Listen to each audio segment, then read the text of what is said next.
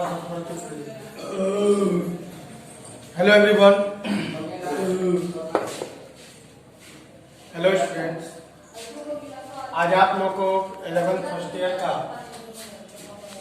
12th first year का मैं lecture number 5 पढ़ाने जा रहा हूँ, लेसन 1 का, और वो है डाल्टन्स एटॉमिक थ्योरी।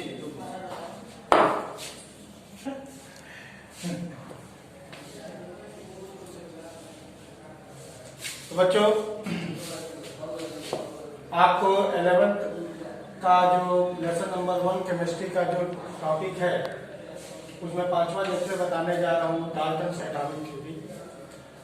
मतलब चैप्टर में तो आगे बहुत कुछ है, लेकिन हम अक्सर करते क्या है कि डाल्टन्स के दिए हुए एटॉमिक थ्योरी को ऊपर ही ऊपर पढ़ते हैं, उसके इंटरनल पार्ट्स में नहीं जाते।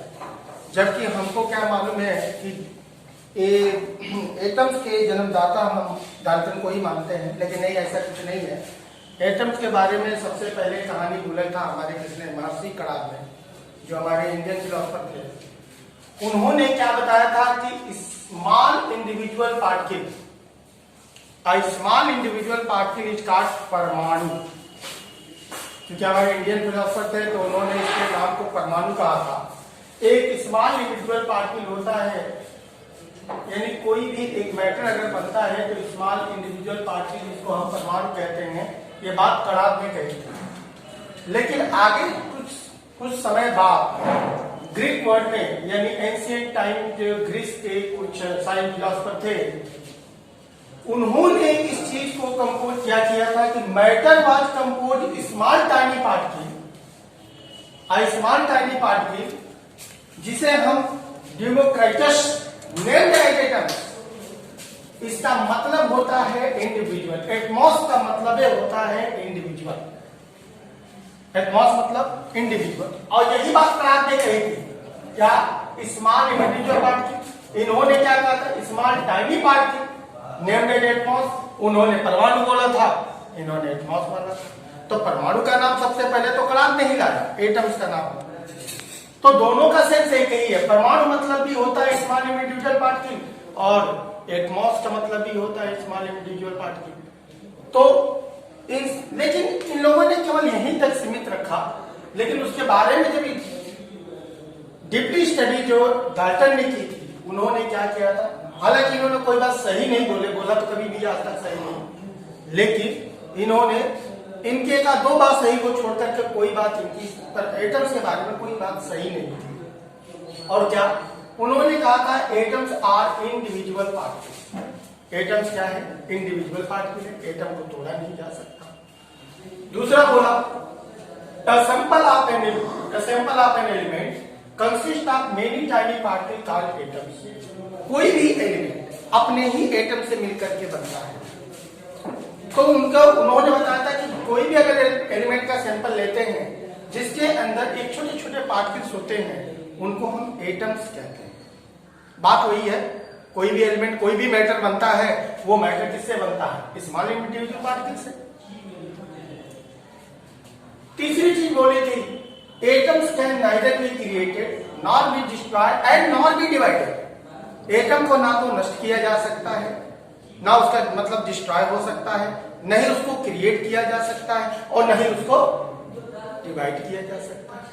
ये कन्वर्जन किया जा सकता है, मगर एटम को खत्म नहीं किया जा सकता। इनके इसी चीज को सहारा लेकर उन्होंने एक हिस्सा बनाया था, क्या, लॉ ऑफ केमिकल कंबाइनेशन के रूप में। इनको इसी को लेकर के एक केमिकल कंबाइनेशन बनाया गया था कि जब से एटम का लॉस नहीं होता, इसलिए लॉ मास ऑफ कंजर्वेशन में, कॉम्बिनेशन में इनका लॉस नहीं हो सकता, इसलिए मास का भी लॉस नहीं हो सकता। इसमें थोड़ा सा हेल्प मिला। मैं आपको इनकी मेरिट और डिमेरिट की बातें बताऊंगा, पहले इनके रूल सुन लीजिए। 4th टॉपिक था, atoms of the same element are identical in all respect. All respect का मतलब जितने भी एलिमेंट के एटम, जितने मतलब कई एटम से मिलकर के बने, ये भी आपको बाद में पता चलेगा कि एक एलिमेंट को बनाने में कितने एटम्स लगते हैं, एक एटम में कितने पार्टिकल्स होते हैं, ये बाद में आपको पता चलेगा। लेकिन इस चीज को पढ़ने के बाद ही वो चीज क्लियर हो पाती है। All respect that is shape, size, mass and other particle. Her element में जो भी एटम्स होंगे शेप में, साइज में, मास में, सब में बराबर होते हैं। उनका कोई ऐसा नहीं कि एक एटम बड़ा है, दूसरा एटम छोटा है, तीसरा एटम उससे छोटा है, मास भी डिफरेंट है, साइज भी। एक एलिमेंट में जितने भी एटम्स इन्वॉल्व हैं उन सबके शेप, साइज और मास सबके क्या होंगे, बराबर होते हैं। पांचवा है atoms of different elements are characteristically different. भाई देखिए किसी भी एलिमेंट का कैरेक्टर कौन है, एटम है, तो ये कह रहा है atoms of the different elements are characteristically different. Characteristically different का मतलब डिफरेंट एलिमेंट का शेप एंड साइज क्या होता है, डिफरेंट होता है, उनके एटम्स के शेप, साइज सब का। अब हाइड्रोजन के एटम्स का और क्लोरीन के एटम्स का, इसके एटम का साइज और इसके एटम के साइज में डिफरेंसेस ही होगी। ये अलग एलिमेंट है, ये अलग एलिमेंट है, क्योंकि एटम क्या है, एलिमेंट का कैरेक्टर है, और कैरेक्टर सेम एलिमेंट का कैरेक्टर सेम होता है, डिफरेंट एलिमेंट का कैरेक्टर डिफरेंट होता है। एंड केमिकल प्रॉपर्टी, और उसकी केमिकल प्रॉपर्टीज भी अलग होगी। अब देखिए कहाँ एक इलेक्ट्रोपॉजिटिव होता है, एक इलेक्ट्रोनेगेटिव होता है। ये इलेक्ट्रोनेगेटिव, इलेक्ट्रोपॉजिटिव, इसका कैरेक्टर अलग है, इसका कैरेक्टर अलग है। दूसरा क्या है, atoms is the same smallest unit that takes part in the chemical combination. Atom क्या है, एक बहुत छोटी यूनिट है, एक बहुत छोटा पार्टिकल है, takes part in a chemical reaction, जो केमिकल कंबाइनेशन में क्या करता है, भाग लेता है। Atoms of the different elements में combine with each other. Different element के एटम जब एक दूसरे से कंबाइन हो सकते हैं in fix simple whole ratio, किसमें, एक सिंपल होल रेशियो में। एक simple fix simple whole ratio का मतलब जैसे वाटर बना, तो वाटर का फॉर्मेशन कैसे होता है, यानी दो एटम हाइड्रोजन का, एक एटम ऑक्सीजन का, तो ये एक simple fixed whole number ratio है। CO2 है तो CO2 का फॉर्मेशन कैसा हो सकता है, यानी एक कार्बन का, दो ऑक्सीजन का, दो एटम।